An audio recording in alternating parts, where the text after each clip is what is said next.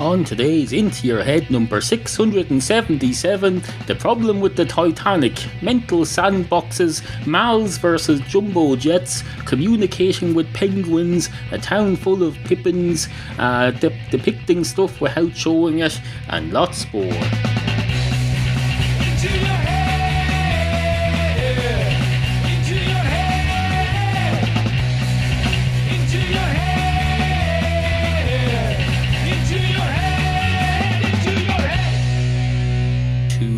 Penguins walk into a bar. One of the penguins goes straight up to the bar counter and says, "Hello, can I have a pint of your finest Guinness, please, and a pack of penguins?" And the man behind the bar says, "Excuse me, you're a penguin?" And the penguin says, "Yes, is that a problem?" And the man behind the bar says, "Well, I suppose not, but you've just ordered a pack of penguins. I assume you mean the confectionery of that name. You don't want a pack of dead penguins or a tin of penguins in a tin. Not that they'd fit in a tin. You're a lot bigger than a sardine. You need a very big so I suppose you could have a bigger tin. Just because you're bigger than sardines doesn't mean you can't fit in a tin if the tin is big enough, I suppose. But how often do you see a tin big enough to hold the whole penguin? Unless, of course, they're miniature penguins, like bonsai penguins, I suppose. Anyway, no, you want a pack of penguins, the confectionery, is that right?" And the penguin says, "It is indeed. Now, I realise that's an issue because the original introduction to this show contained an explanation of what penguin the confectionery is for the benefit of foreign listeners, and that's not in this show anymore. It was removed and published as an outtake on the extras and reruns feed. See intoyourhead.com/extras. So if you're wondering what a penguin confectionery is, go to intoyourhead.com/extras. But apart from that, no. Anyway, yes, a pint of your finest Guinness, please, and a pack of penguins." And the man behind the bar says, "We don't sell penguins. They're not really a bar snack. Bars sell Tato crisps and peanuts and the occasional pickle, although I've never seen a pickle in a bar. Have you? I've heard about it on Cheers and American programs on the television, but I don't think I've ever seen a jar of pickles in a bar over here. Although that's not to say that I'd rule out seeing it, and I wouldn't necessarily object if I saw it, although I wouldn't want to dip my paw into a public jar of pickles and eat whatever was in it, knowing that other people who just come out of the toilet had dipped their paw in it too. Do they have a spoon for it? And do they have to share the spoon? Is there a separate spoon for everyone who comes along? And do they take a fresh spoon every time? Because that seems like it could get quite expensive and unwieldy. Not to have anything against providing free snacks for my bar patrons, but only if it's of benefit to the business. It is a business after all. It's not a freaking charity. You don't come in here trying to get a free meal out of pickled onions. No, if you want a meal, have a meal before you come here, or go to the chipper on the way home, or whatever, or use our bar menu that's open at lunchtime. I don't know. This isn't directed at you, incidentally. You just got the off on one of my pet peeves when you ordered a pack of penguins. Anyway, no, we don't sell penguins. And the penguin says, "Oh, that's a disappointment. At least you serve penguins." And the man behind the bar says, "I suppose I do. Hasn't come up before, but I'm quite happy to serve you, sir or madam, or wherever you are." And the penguin says, "Well, serve me some penguins then, please." And the barman says, "I think you've got the wrong end of the stick." And the penguin says, "Well, if I've got the wrong end of the stick, that means you've got the other end, which will be the right end. So you do with that what you will, and we'll sort this all out." And the man behind the bar says, "I had no idea that penguins were so difficult to converse with." And the penguin says, "Well, how would you know? Have you ever tried before?" "No, you just need a bit more practice, that's all. We're not perfect human beings, we're penguins. It's quite a miracle, quite frankly, that we can hold up a conversation. So, you have to have a bit of patience with us and with yourself, of course, because you're not conversing very well at the moment. I'm talking proper English here, and you apparently can't understand it. That's hardly my fault." And the man behind the bar says, fair enough. And then he says, "Anyway, hello, and welcome to the show." It's funny you should mention foreign listeners, because I have a foreign listener coming to Ireland this week. Coming to Ireland by way of jumbo jet, I presume. I haven't asked. I presume he's coming in a jumbo jet. He and his missus, they're coming on a jumbo jet, or else a normal jet, or else they're coming on the Titanic. Or maybe they're coming on the Titanic. Maybe they are. I believe there was someone making a Titanic 2, not only a Titanic 2 movie, but also a Titanic 2 ship. Frankly, I hope I wouldn't want any of my listeners or friends to be travelling on the Titanic. Titanic 2 or no Titanic 2, that ship has a bit of a reputation, despite having been built in Ireland, which we're very proud of.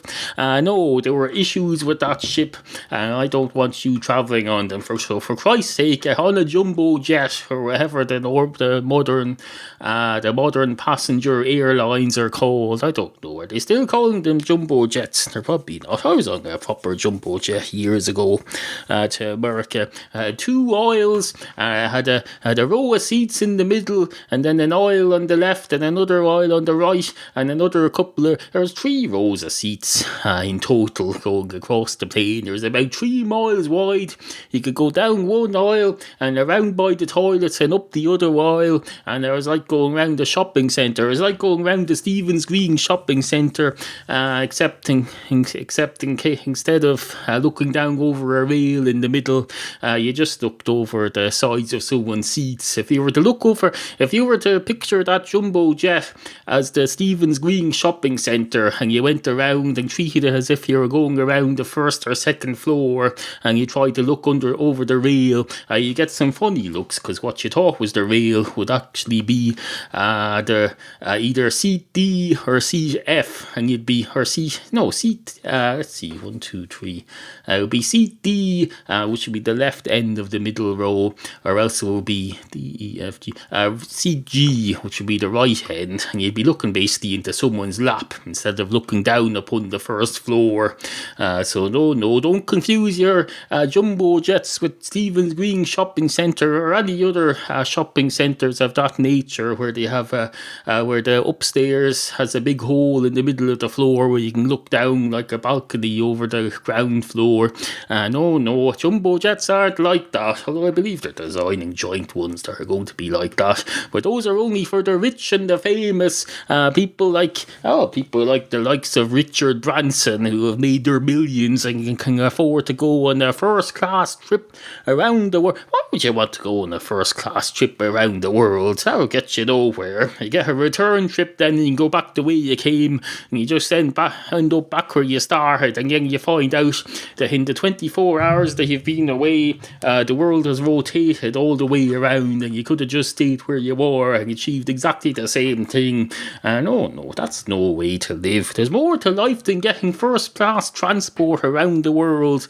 Anyway, hello. I said hello already, so there's nothing wrong with saying it twice. Hello again, and welcome to further into today's show. I know what you're thinking there. You're thinking, does he think we're morons? He thinks we're going to confuse a jumbo jet with the Stephen's Green shopping centre, a place to which most of us have never been, at least not in person, although we may have been there in spirit, because the Stephen's Green shopping centre is just like any other shopping mall around the world. It's like one of the city ones where it's tall and there's balconies and things, and you have a ground floor, and then you go upstairs and there's a row, there's a mall that goes around the edges, and there's a hole in the middle, and you look down upon people. There's millions of malls like that in the world. So pretty much everybody's been there. If you haven't been to the Stephen's Green shopping centre itself, you've been to one very much like it, and though you may not recognise the name, you recognise the pattern. It's a pattern. We didn't invent these shopping centres. This is just we didn't even have these places until the late 80s or the early 90s or the late 90s or the early 2000s or the late 2000s or the early 20 teens or the late 20 teens or the 1970s. They're all built at different stages. We didn't suddenly wake up one day and have all 20 shopping centres or whatever there is in Ireland. No, they were built over a few decades. So admittedly, we were late comers to the world of bigger shopping centres. If I remember rightly, we started with the Stillorgan shopping centre in the 70s. That's not even very big. We got our first big one, I think, was the late 80s in Tala, and then there was Blanchardstown, and there was the Stephen's Green shopping centre in the city, and there's the Liffey Valley shopping centre out of the city, and then there's a few down here where I live, smaller ones. You're probably not very interested. I'm not very interested in any of this. Frankly, I'm boring myself to tears here now. I'm going to melt down and start crying in a minute, but I'll just be acting. It'll just be acting. Don't worry. I'm not really melting down and crying. In fact, I'm not even going to pretend to melt down and cry. I'm just pretending to be about to melt down and cry. I'm not even going to. It's like when I say someone comes on a play and says, hello, I'm going to jump off this cliff now, but then they don't show them jumping off the cliff. They don't even do the acting jumping off the cliff. They just stop there and the play ends. It's a bit like that. I was listening to a radio play a few weeks ago about what's his face, Hancock's Half Hour. What's his face, depressing 1960s radio comedian from England. They did a play about his death, starring Richard Bryars, who coincidentally died as well recently, but he was still alive and well for this play. But at the end, they leave it where he's about to kill himself, and we all know he's going to kill himself, and he ends up dead, as he did in real life several decades ago. But they didn't show the bit where he kills himself. They didn't even reenact it, but we do damn well what was going to happen. So basically, you don't have to show everything. You can leave a bit to the imagination, or you can leave a bit to Google what happened to him after the events be depicted in the play. You can just do a Google. You go, Google, what happened to Hancock after the stuff that happens in the play? And you find out, he killed himself. He topped himself because I don't know, presumably he wasn't well. May Jesus Christ have mercy on his soul. Well, that's not really the point. The point is the shopping centres. I was making some point about the shopping malls, the shopping centres, as I call them, the shopping malls, as foreigners call them. There's something else as aliens probably call them. I don't know what aliens call them. What do aliens call these shopping malls? Because you get all worked up. You say, what's a shopping centre? Does he mean a mall? Why does he talk all different? Well, if you think I'm different, wait till you see the aliens when they turn up here. They'll be saying, that's one of those winking hand punching kings. And you'll say, what the hell is a winking hand punching king? And they'll say, it's a bit like one of your shopping centres. And you'll say, you mean a mall? And they'll say, no, it's more like an Irish shopping centre than a mall. And you'll say, what have you got against malls? And they'll say, nothing. We've just never heard of your malls because we live billions of miles away. It's not all about you, the whole universe doesn't rotate around you. Well, I suppose technically it does, but that's not. That doesn't mean it's all about you. Anyway. Into your head. Are you listening to this on SoundCloud? Well, that's excellent. Means you're probably a new listener, but you need to get out of SoundCloud and listen to the proper podcast, because I only put some sample episodes up on SoundCloud, because I'm a grown-up. I have my own website and my own podcast feed, so either go to intoyourhead.com to get all the shows, or subscribe in iTunes. Search iTunes for Into Your Head. Matchstick Cats! Matchstick Cats! Matchstick Cats! Matchstick Cats and stuff! Are you a cat? Or do you know somebody who might be? Then tell yourself about Matchstick Cats, Neal's webcomic. Brand new episodes at intoyourhead.com.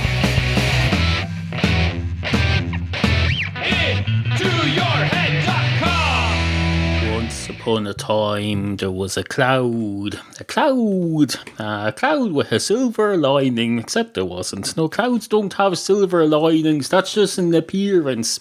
That's just I suppose if it looks like a silver lining to you, and you manage to look at it with that level of optimism, then I suppose it's effectively a silver lining. Even if the silver lining doesn't exist, if you see it as existing, then it's effectively a silver lining. I suppose suppose it's a virtual silver lining in your malfunctioning brain, your over-optimistic malfunctioning brain.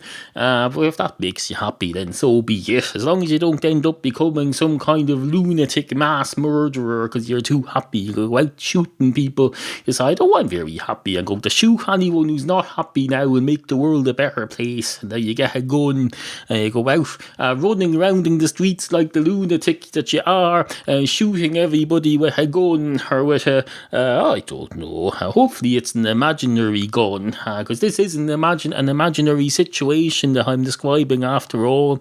So I suppose in that sense we're all perfectly safe. This situation that I'm describing is all fictional, so nobody's going to get hurt. So we can it's like having a what do you call it? Play a sand pit like they have on some websites. They have a sand pit where you can try stuff out without fear of anyone getting hurt, and it's all safe. So this is a sand pit. Our imaginations are sand pits, but the problem there is if your imagination runs right and you decide to go shooting people in real life, that's when the sand pit of your imagination stops being a sand pit.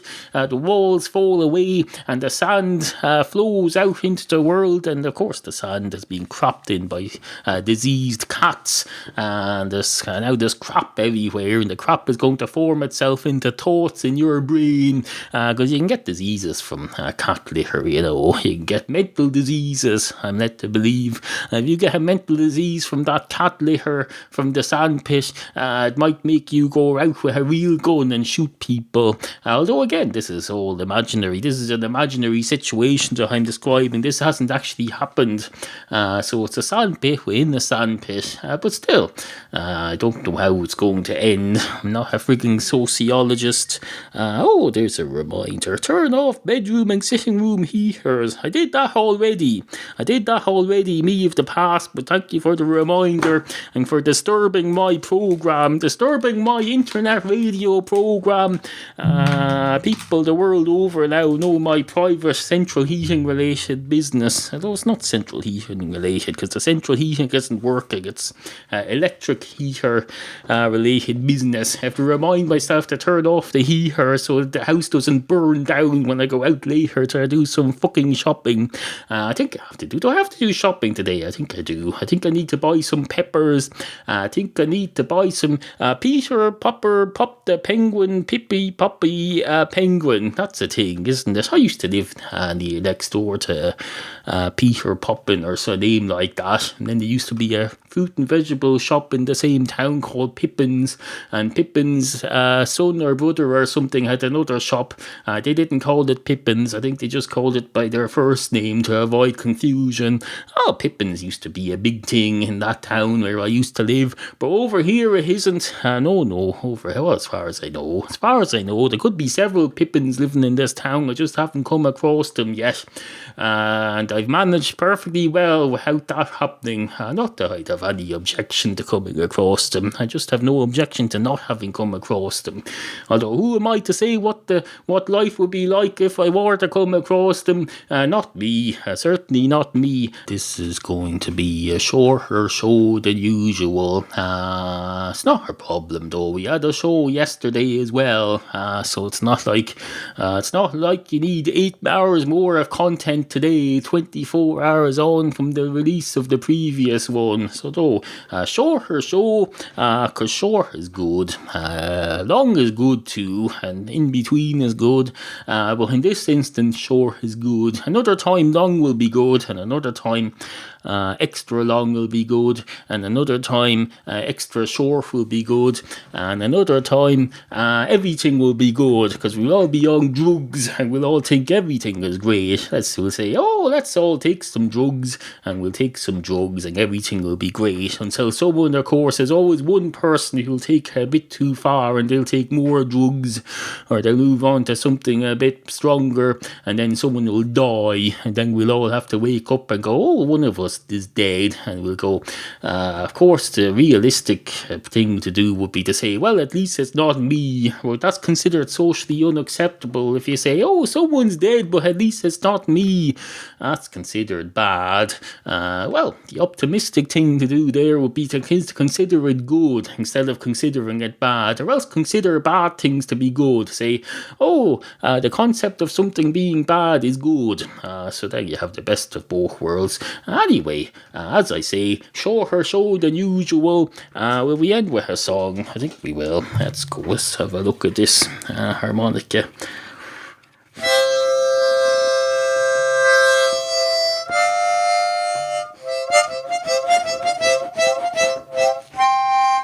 Oh, leaving on a jet plane. Don't know when I'll be back again. I could probably just check my ticket.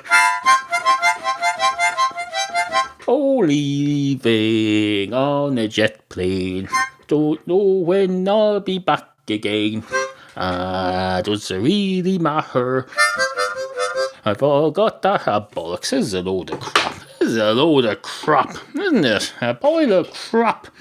Pure unmitigated piffle. Not that there's anything wrong with that. Piffle is good. Let's have a good piffle every now and then. Get it out of our system. Because if you get the piffle out of your system, then what's left is good. So that's a good thing. Anyway, good morning.